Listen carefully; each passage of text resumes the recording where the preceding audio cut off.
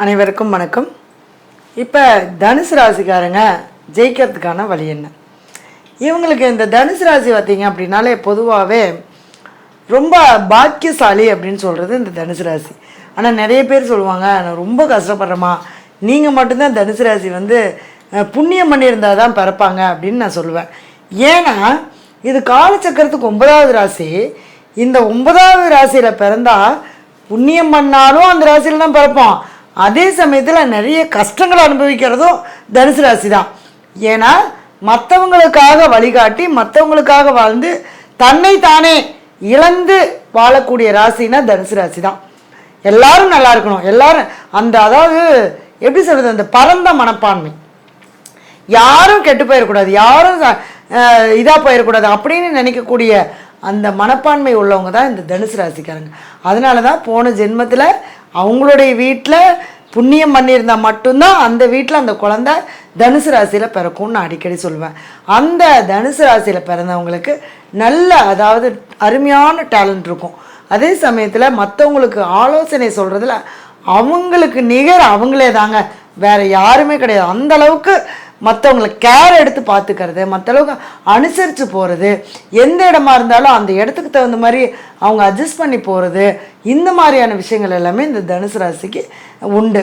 இப்போ இந்த தனுசு ராசிக்காரங்களுக்கு வெற்றி கொடுக்கறது யார் அப்படின்னு பார்த்தீங்கன்னா 6ஆம் அதிபதியான சுக்கிரன். அப்போ இந்த 6ஆம் அதிபதி சுக்கிரன் அப்படின்னாலே அவங்க வீட்டில் பொதுவாகவே ஆணுடைய ஜாதகமாக இருந்தால் பெண்கள், பெண்ணுடைய ஜாதகமாக இருந்தால் சகோதரிகளை எடுத்துக்கலாம், அவங்களும் பெண்களை எடுத்துக்கலாம், அல்லது பெண் குழந்தைகள். இந்த மாதிரி பெண் குழந்தைகளுக்கு ரொம்ப சந்தோஷமாக அவங்க வச்சுருக்கணும், மனைவியை ரொம்ப நேசிக்கணும், மனைவியை ரொம்ப அவங்க ரொம்ப கேர் எடுத்து பார்த்துக்கணும். அதே மாதிரி மனைவிக்கு உண்டான அனைத்து விதமான சந்தோஷங்களையும் அவங்க அந்த இடத்துல கொடுக்கணும். அப்போ தான் இந்த தனுசு ராசி நல்ல வாழ்க்கையில் நிச்சயமாக முன்னேற்றம் அடையும். நீங்கள் வேணால் கேட்டு பாருங்கள், கல்யாணத்துக்கு முன்னாடி தனுசு ராசி பெரிய அளவுக்கு சக்ஸஸை கொடுக்காது. திருமணம் ஆனதுக்கப்புறம் நிறைய பேரோட வாழ்க்கையில் தனுசு ராசிக்கு நிச்சயமாக நல்ல முன்னேற்றங்கள் கண்டிப்பாக வந்திருக்கும். சரிங்களா? அடுத்தது இந்த தனுசு ராசி அப்படின்னாலே சுக்கிரன் நான் சொல்லிட்டேன். அப்போ சுக்கிரன்னா நம்ம ஸ்ரீவில்லிபுத்தூர் ஆண்டாள். அப்போ இந்த ஆண்டாளுடைய ஆலயத்துக்கு உங்களுடைய சுக்கிரன் எந்த நட்சத்திரத்தில் நிற்கிறாரோ அந்த நட்சத்திரத்தை அன்னைக்கு போய் ஒரு 20 நெய் தீபம் ஏற்றி வச்சு வழிபாடு பண்ணி, ஏதாவது இனிப்பு, தாமரை இந்த மாதிரியெல்லாம் மலர்கள் வச்சு வழிபாடு பண்ணி அர்ச்சனை பண்ணிவிட்டு, அதே மாதிரி இனிப்பு தான் நீங்கள் தானம் கொடுக்கணும். நீங்கள் காலையில் இந்த தனுசு ராசிக்காரங்க காலையில் எந்திரிச்ச உடனேயே பல்லு விளக்கி மூஞ்சியை கழுவிட்டு ஒன்றுமே வேண்டாம், சாமி கும்பிட்டு ஏதாவது ஒரு கல்கண்டு எடுத்து வாயில் போட்டுக்கோங்க. ஃபஸ்ட்டு அந்த சுக்கிரன் சொல்லக்கூடிய அந்த இனிப்பை நீங்கள் வாயில் போட்டு பண்ணும்போது அந்த அன்றைய நாள் நீங்கள் என்ன நினைக்கிறீங்களோ அந்த ஜெயிச்சுட்டு தான் வருவீங்க.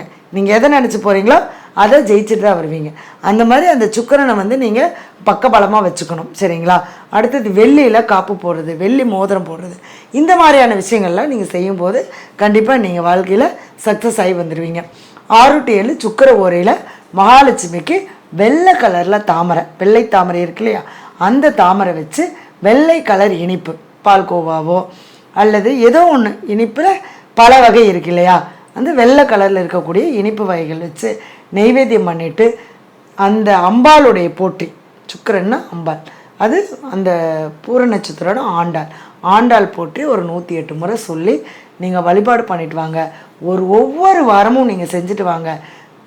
அதாவது குறைஞ்சபட்சம் 6 வாரம், அதிகபட்சம் நீங்கள் 20 வாரம் வரைக்கும் செஞ்சீங்கன்னா நீங்கள் என்ன நினைக்கிறீங்களோ அந்த காரியத்தை நீங்கள் அடைஞ்சே தீரலாம், ஜெயிச்சிடலாம். அதுக்கான வழி தான் இதெல்லாமே. நீங்கள் நம்பிக்கையோடு செய்யுங்க, கண்டிப்பாக நல்லதே நடக்கும். நன்றி.